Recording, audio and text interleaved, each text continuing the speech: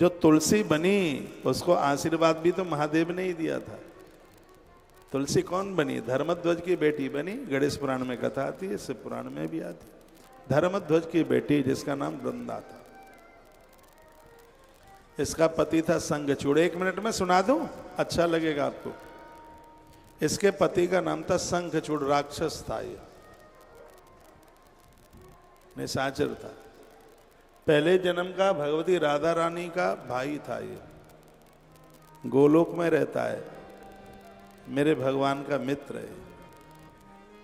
बहन से कुछ मन मुटाव सा हो गया। वैसे बहनें इतना रुष्ट होती नहीं है। उस दिन कुछ आपे से बाहर था, भगवती राधा रानी रो पड़ी और उससे दुख सहन नहीं हुआ। रोती रोती कहती है, भैया आज तूने मेरी आत्मा को बहुत दुखा दिया, आज मुझसे तेरे द्वारा ये अपमान सहन नहीं हो रहा है। बहन का अपमान करोगे तो ऐसा ही हो जाएगा। और वो इतनी रुष्ट होकर दुखी हो गई थी, टूट पड़ी थी, और उसने कह दिया कि मैं इतनी दुखी हूं, मैं तुझे श्राप देती हूं कि तू धरती पर जाकर के घोर निशाचर बन जा, राक्षस हो जा। उसमें उसकी गलती भी नहीं थी भगवती राधा रानी की, ये कुछ आपे से ज्यादा बाहर हो गया था। तो कहते हैं कि वही श्रीदामा नाम था उसका, और वही धरती पर शंखचूड़ आकर के बना। सगा भाई था, खास भाई था भगवती राधा रानी का। वो धरती पर आके राक्षस बन गया।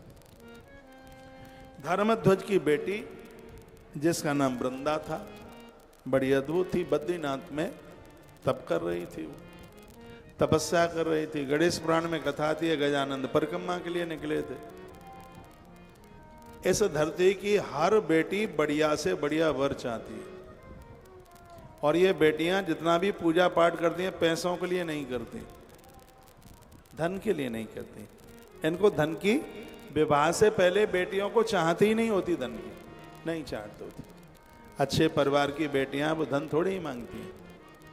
वो शादी से पहले या तो भैया की तरक्की तो वो हर विवाह के बाद भी चाहती है, माता पिता को कोई कष्ट ना हो, हर बेटी के मन में इच्छा होती है।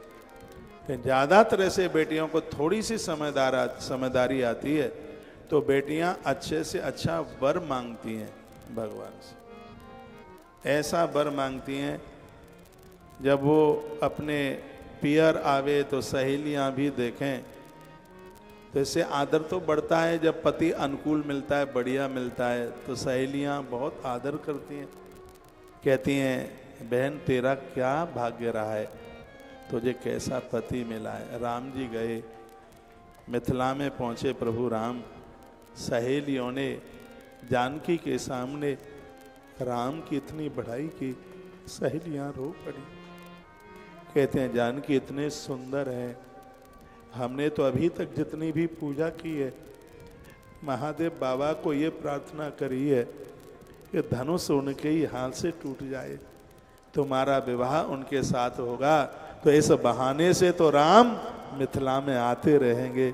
आज तो हम महादेव से ये प्रार्थना करके आए। राम इतना सुंदर है, झरझर जानकी माता की आंख में आंसू आ गए, इसलिए क्योंकि होने वाला जो वर है उसकी बड़ाई सुनी। इसलिए तो मैं माता पिता को कहता रहता हूँ, पैसा कम देखो लेकिन लड़का सुंदर देखो। आपके बीच रिश्तेदारों में हीरे की तरह दमक मारे। ये बेटियां अपने मुंह से थोड़े ही बोलेंगी, बेटियों से 19 नहीं लड़का 25 देखिए, गुणों में भी रंग रूप में भी, गुणवान भी हो और सूरतवान भी हो, सुंदर भी देखे, अच्छा लगे, बढ़िया लगे। तो बेटियां जितनी भी ये पूजा पाठ करती हैं विवाह से पूर्व, तो कहते हैं कि वो सुंदर वर मांगती हैं, बढ़िया से बढ़िया वर मिले, अच्छा सा वर मिले। तो जो शंकर की जो आराधना है, जो शिव की पूजा है, बहुत अच्छा वर, बहुत बढ़िया वर देती है। तो वो जो वृंदा है वो वर के लिए बैठी थी, अच्छा वर मिले, वो पूजा के लिए बैठी थी। और याद रखना, यदि अनुष्ठान में आंख में विकार आ गया, वासना आ गई, तो ये उपासना खत्म कर देती है, किसी काम का नहीं रहने देती। बहुत लोग पगले हो गए, पागल हो गए, और यहां कुछ ऐसा ही हुआ है। तो वृंदा अनुष्ठान में बैठी हुई थी और वहां गणेश जी स्नान कर रहे थे। अलकनंदा है ना नदी वहां, तो गणेश जी स्नान कर रहे थे। तो गणेश जी स्नान कर रहे थे, नहा रहे थे। मैंने कितनी बार कहा है, स्त्री को नहाते हुए किसी पुरुष ने देखा तो उस पुरुष के सगरे पुण्य क्षीण हो जाते हैं। नारी को भी चाहिए कि पुरुष लोग स्नान कर रहे हैं, नहा रहे हैं, तो वो भी अपनी मर्यादा की अंचल के भीतर रहे। गणेश जी स्नान कर रहे थे, अचानक वृंदा की आंखें खुली और गणेश जी के यौवन को वृंदा ने देखा। अभी मुंह तो देखा ही नहीं था, सकल सूरत देखी नहीं, गुणवत्ता देखी नहीं, बस उनका हट्टा कट्टा शरीर देख लिया, तंदुरुस्त गणेश जी। और वो अनुष्ठान छोड़कर अपनी जगह से चली आई और गणेश जी के पास आकर कहने लगी, हम आपके साथ विवाह करना चाहते हैं, सुन लो। तो गणेश जी ने क्या कहा? गणेश जी ने कहा कि तुम्हारे बाप दादाओं को मैं नहीं जानता, तुमको मैं नहीं जानता, कोई विवाह ऐसे ही थोड़ी हो जाते हैं। ये विवाह करना ना करना ये माता पिता के हाथ में है, उनके अधिकार में है। और महादेव का पुत्र हूं, पार्वती मेरी माँ है, मैं कुछ गलत नहीं कर सकता। ये गणेश बोल, बुरा नहीं मानिए, माताओं को क्रोध पुरुष की अपेक्षा जल्दी आ जाता है। आप बहुत सीधे हैं, बहुत सरल हैं, लेकिन क्रोध आने के लिए तो लगता है कि किवाड़ खुला ही रखा है बिल्कुल, कब आ जाए कहा नहीं जा सकता। फिर उसमें निर्णय नहीं लेना है कि इसके परिणाम क्या होंगे, वो तो बात की बात है। जो भी कोई परिणाम में होगा तो परिणाम न जाने क्या होगा, वो बात की बात है। कि क्रोध को आने में देर नहीं लगती, बिल्कुल शीतल बहुत है, सहज बहुत है, लेकिन क्रोध से रिश्ता बड़ा नजदीक है। मेरी बहनों को क्रोध बुलाना ही नहीं पड़ता, हाजिर हो प्रकट हो जाता है, हाल प्रकट होता है। तो क्रोध आ गया, वृंदा को आ गया क्रोध, और कहने लगे, ए ब्रह्मचारी सुन, ज्यादा संयमी ना बन, तो विवाह करना नहीं चाहता, मैं श्राप देती हूं तो ब्रह्मचारी भी नहीं रह पाएगा, तुझे दो दो पत्नियां मिलेंगी। ये वृंदा ने गणेश को श्राप दे दी। तो गणेश जी भी नहीं माने। गणेश जी ने कहा, चल तूने मुझे श्राप दे दिया, तो इतने बड़े राजा की बेटी है, लेकिन विचार बढ़िया नहीं है तेरे पास, इसलिए मैं भी तुझे श्राप दिए देता हूं कि तेरा विवाह अब देवताओं के साथ नहीं, तेरा विवाह राक्षस के साथ होगा। वो शंखचूड़ निशाचर बन के आया ही था, राक्षस बन के, इसलिए वृंदा का विवाह शंखचूड़ के साथ हुआ। वृंदा ने उस समय संकल्प लिया था, हाथ में जल लिया था, पराये पुरुष को देख करके मेरी आंखों में कभी विकार नहीं आएगा। जब ये घटना घट गई थी तब उसने संकल्प लिया। तो फिर इसका पातिव्रत धर्म इतना बढ़ रहा था, नारी के तप के द्वारा पुरुष की ताकत बढ़ जाती है। आप माने या ना माने, आपकी इच्छा की बात है, नारी के तप के द्वारा आपकी दुकान चल रही है, नारी के तप के द्वारा आपका परिवार तरक्की को प्राप्त हो रहा है। अरे नारी के तप से तो आपकी नौकरी लग गई। हाँ, बहुत लोग ऐसे बैठे हैं जिनको नौकरी विवाह के बाद ही मिली है, जिनका व्यापार विवाह के बाद ही डेवलपमेंट हुआ है, ऐसे बहुत लोग यहाँ बैठे होंगे। ये नारी का तप पुरुष के काम आता है। तो वृंदा का जो तप था वो शंखचूड़ के काम आ रहा था। शंखचूड़ विषैला है, अन्यायी है, इससे पुराण की कथा है, अब मैं बोल रहा हूं जो, वो तो बहुत बड़ा अन्यायी है। शंखचूड़ जैगी सभ्य का ये चेला था, पुष्कर में इसने तप किया। शंखचूड़ ने तप पुष्कर में किया। वहां एक गुरुजी से इसने दीक्षा ली, जो शंकर जी के बहुत बड़े भक्त थे, महात्मा जैगी सभ्य। इन्हें प्रदोष व्रत सिद्ध था इस महात्मा को। तो उन्होंने कहा, बेटा मेरा आदेश है तो धर्मध्वज की बेटी के साथ विवाह कर, तुझे लंबा आयुष मिलेगा, नई लंबी उम्र मिलेगी। तो इसने बद्रीनाथ में जाकर के और धर्मध्वज की बेटी वृंदा के साथ इसने विवाह किया। वृंदा के सतत्व के द्वारा इसकी उम्र बढ़ रही थी। एक दिन इसने माता भगवती जगदम्बा पार्वती को देख लिया। मां पार्वती तो बड़ी सुंदर है ही, तो ग्रंथ में लिखा है गौरी हरण लालसा। माता परम्बा के सौंदर्य को देख करके और ये माता गौरी का हरण करने के लिए तैयार हुआ। जैसे आगे आप जितने भी बैठे हैं, कितने सुंदर थाल लग रहे हैं, अपने मोबाइल में तस्वीर खींच करके और अपने अपने सोशल मीडिया पर आगे बढ़ाना। जगह का नाम जरूर लिखना, तुलसी तपोवन गौशाला में यह अनुष्ठान हो रहा है। और आज ही मैंने आपको बोला है, शंकर की पूजा का फल पहले दिन, 15वें दिन, 30वें दिन और 365वें दिन, इन दिनों में इसका फल जरूर प्राप्त हो जाता है। आज मैंने श्लोक के साथ ये बात बोली। अब लौट करके आप वहीं आ जाइए जहां मैं आपसे चर्चा कर रहा हूं। गौरी हरण लालसा, तो यह माता पार्वती का हरण करने के लिए आगे के लिए बढ़ा, तो मैया रोई और महादेव को पुकारा, भोलेनाथ मेरी रक्षा कीजिए। शंकर जी त्रिशूल लेके आए, 5000 साल तक इसके साथ युद्ध करते रहे। मरने में नहीं आ रहा था शंखचूड़। क्यों नहीं आ रहा था? पत्नी बहुत पतिव्रता थी। पत्नी भारी पातिव्रत धर्म को लिए हुई थी, तो उसके तप के द्वारा इसका आयुष बढ़ रहा था, इसकी आयु बढ़ रही थी। देवता लोग भगवान नारायण के पास पहुंचे, कहा शंकर जी को 5000 साल हो गए युद्ध करते करते, और आप कुछ करें। तो भगवान ने कहा कि मैं इसको मार तो नहीं पाऊंगा, मैं इसको मारूंगा नहीं, हाँ इसके लिए कुछ उपाय खोजता हूं। तो भगवान शंखचूड़ बने। सुनिए, भगवान शंखचूड़ बने और भगवान वृंदा के पास पहुंचे शंखचूड़ का भेष बना के, और वृंदा समझ नहीं पाई। उसने भगवान नारायण को अपना पति शंखचूड़ ही समझा। आरती उतारी, उनके बिस्तर पर बैठ गई। भगवान नारायण और वृंदा का स्पर्श हुआ, और जैसे ही स्पर्श हुआ तो चूड़ियां खनक के टूट के नीचे गिरी, भाल की बिंदी उड़ गई और अपने आप भाल का मांग का सिंदूर खत्म हो गया।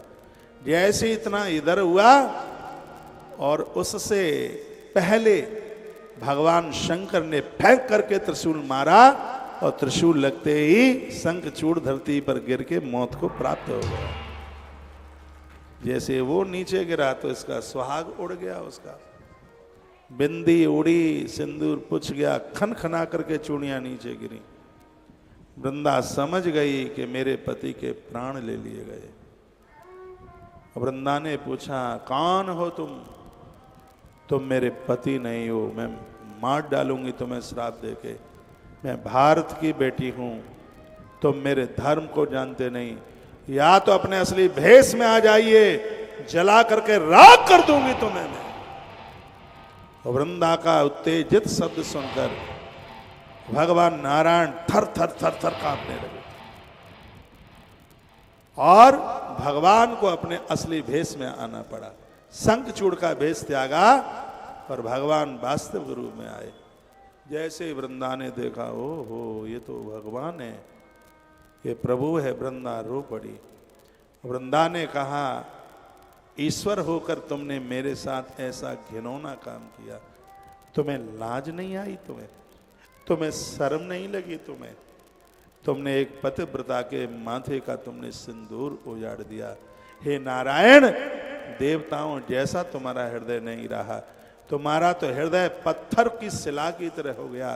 ये धर्मध्वज की बेटी और शंखचूड़ की पत्नी तुम्हें श्राप देती है, नारायण तुम पत्थर के हो जाओ। वृंदा ने श्राप दे दिया कि तुम पत्थर के हो जाओ। भगवान नारायण की आंख में से आंसू की धारा बही। उसी समय भगवान महादेव वहां प्रकट हो गए, भगवान शंकर प्रकट हुए। भोलेनाथ जैसे खड़े हुए, वृंदा बहुत रो रही थी।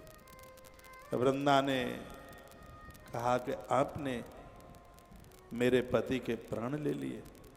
शंकर जी ने कहा देवी ये जरूरी था। भगवान नारायण तो निष्कामी है, इनमें भोग की कोई गंध ही नहीं है। तेरे पति के द्वारा बहुत अधर्म, अन्याय और अत्याचार हो रहा था, इसलिए ऐसा हुआ। नारायण ने तुझे स्पर्श किया है तो महादेव तुझे वरदान देता है कि तू पत्नी नारायण की बन जाएगी। मेरा वरदान है तेरे को। नारायण से बड़ा वर कौन हो सकता है? तू पत्नी बनेगी नारायण की। ये शरीर तेरा छूटेगा। इस भौतिक शरीर से एक नदी प्रकट होगी जिसका नाम होगा गंडकी।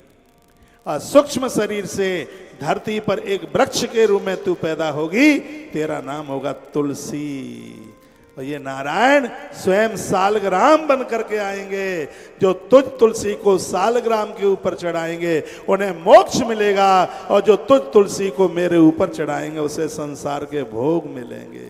हे महादेव, एक बार फिर कहूंगा, तुलसी शंकर के ऊपर चढ़ाओगे तो संसार की भोग वस्तुआं मिलेंगी, और तुलसी को नारायण के ऊपर चढ़ाओगे तो मोक्ष मिलेगा, मुक्ति मिलेगी। इसलिए शिव महापुराण में तुलसी का महत्व, गणेश पुराण में बहुत कथा को विस्तार दिया गया है। मैंने तो बड़े संक्षेप में आपको सुनाया है, आपके बीच में ये बात रखी है। एक बार जयकारा लगाइए, बोलो शंकर भगवान की जय हो। हर हर महादेव शंभो। काशी विश्वनाथ गंगे, हर हर महादेव शंभो। काशी विश्वनाथ। अब हम आरती की तरफ चलेंगे। गंगे, मंच वाले बच्चे आ जाएं। महादेव शंभो। काशी विश्वनाथ गंगे, काशी विश्वनाथ गंगे, काशी विश्वनाथ गंगे। हरे हरे महादेव शंभो। काशी विश्वनाथ गंगे, हर हर महादेव शंभो। काशी विश्वनाथ गंगे, काशी विश्वनाथ गंगे, काशी सोमनाथ गंगे। हर हर महादेव शंभो। काशी विश्वनाथ गंगे, हर हर महादेव शंभो। काशी विश्वनाथ गंगे।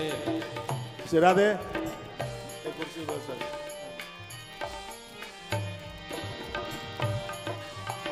हमारे मध्य में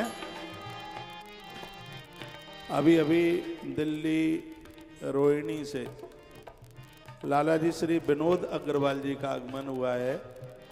मेरी पवित्र व्यासपीठ से आपका बहुत आदर है। आप बहुत बड़े गौ भक्त हैं। मुझसे ज्यादा आपको कौन जान सकता है। गौ भक्तों में आपका बड़ा अग्रगण्य नाम है। पारमार्थिक सेवाओं में आज कौन आपको नहीं जानता।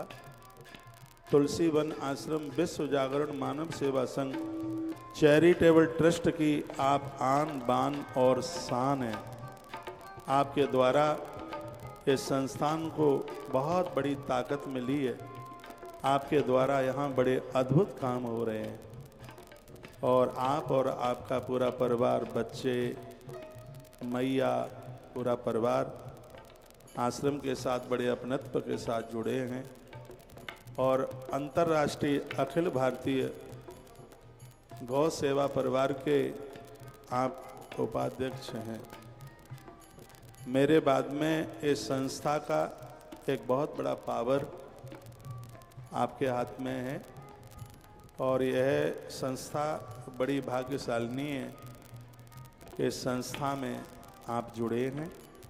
आपका आना हुआ है मेरी पवित्र व्यासपीठ से लाला जी श्री विनोद अग्रवाल जी का बहुत आदर है, बहुत मान है। आइए 2 पंक्तियां भगवान को समर्पित कर दें। हर हर महादेव शंभो काशी विश्वनाथ गंगे। हर हर महादेव शंभो काशी विश्वनाथ गंगे। काशी विश्वनाथ गंगे, काशी शोभनाथ गंगे। हर हर महादेव शंभो काशी विश्वनाथ गंगे। हर हर महादेव शंभो काशी विश्वनाथ गंगे। हर हर महादेव शंभो काशी विश्वनाथ गंगे।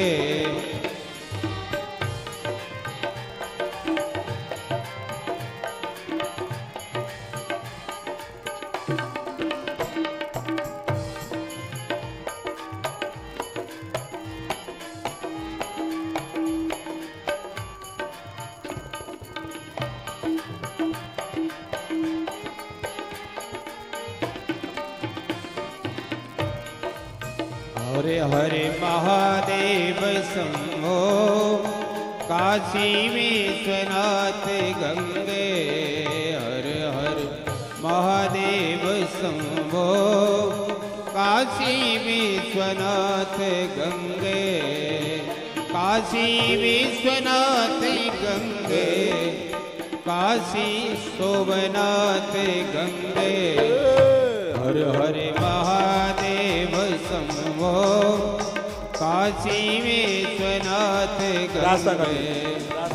हर हर महादेव शंभो काशी विश्वनाथ गंगे।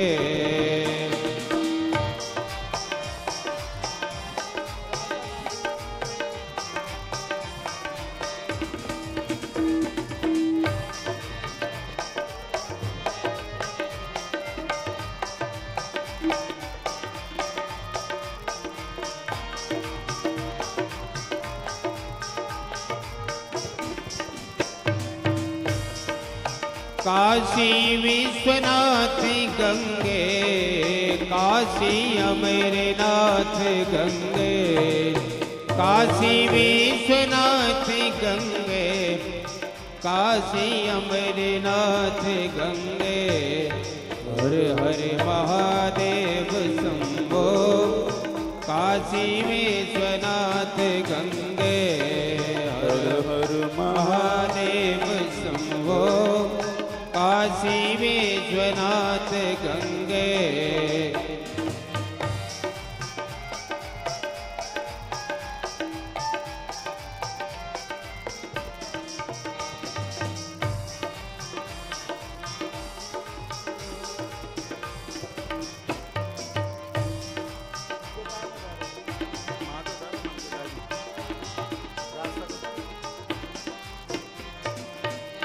राधे भोलेनाथ भोलेनाथ भोलेनाथ भोलेनाथ सनाथ भोलेनाथ भोलेनाथ भोलेनाथ भोलेनाथ भोलेनाथ भोलेनाथ भोलेनाथ। बोलिए शंकर भगवान की जय। अपने जीवन में ये बात कभी भी मत भूलना, तुलसी की इतनी बड़ी महिमा है।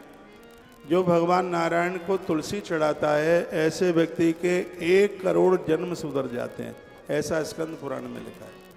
भगवान सालराम पर तुलसी चढ़ाने से मोक्ष प्राप्त होता है, मृत्यु के समय पर कोई कष्ट नहीं होता।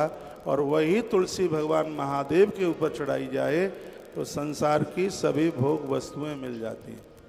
इसे महापुराण में बहुत बारीकी से इस बात का वर्णन किया गया है और मेरी इस बात को कोई काट नहीं सकता कि शंकर जी के ऊपर तुलसी नहीं चढ़ाई जाती हो। बनावटी बातें तो हम मानते नहीं हैं। यदि किसी ग्रंथ में ये लिखा हो, श्लोकबद्ध ये बात लिखी हो कि महादेव के ऊपर तुलसी चढ़ाने से ये नुकसान है, ये घाटा है, तो कोई एक स्क्रीनशॉट भेज दे इसके लिए, और मैं 10 स्क्रीनशॉट भेज दूंगा कि तुलसी शंकर जी के ऊपर चढ़ाने से कितना बड़ा मुनाफा है। शंकर के ऊपर तुलसी चढ़ाओगे तो उसके कितने फायदे हैं। एक भी ग्रंथ में शंकर जी के ऊपर तुलसी चढ़ाने का विरोध नहीं किया। लोग मन मुताबिक बातें बनाकर कहते हैं कि शंकर जी के ऊपर रोली मन चढ़ाओ, और ग्रंथ में स्पष्ट लिखा है कि 16 उपचार की पूजा तो तभी पूरी होगी जब उनके ऊपर आप गंध चढ़ाएंगे, आप रोली चढ़ाएंगे। आप हाँ, सूखी रोली मन चढ़ाइए, उसमें आप जल मिलाइए, उसमें आप पानी मिलाइए।